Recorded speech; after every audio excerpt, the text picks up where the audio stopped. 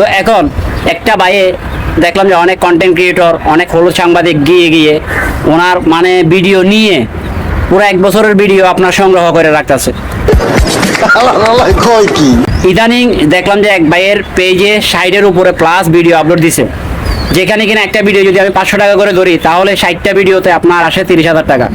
30,000 টাকার 30 পয়সা দিছে কিনা আমি জানি না, আমার ধারণা দিয়ে থাকলে তো ভালোই, কম বেশ একটা ভিডিও 500 টাকা করে ধরছে। এখন বিষয় হলো তাজু ভাইকে আমি সেলুট জানাই এবং বলতে চাই, দেখলাম আপনার মনিটাইজেশন সেট আপ করছেন, আপনি আপনার পেজে কাজ করেন, বিভিন্ন হলুদ সাংবাদিকের সম্মুখীন না হয়ে, বিভিন্ন মানুষদের ইন্টারভিউ না দিয়ে, কাউকে স্পন্সর করার কোনো প্রয়োজন নাই। আপনি আপনার কাজ সেই আগের মতোই চালিয়ে যান, শুরু থেকে যেভাবে আসছিলেন শেষ পর্যন্ত সেভাবেই চালিয়ে যান।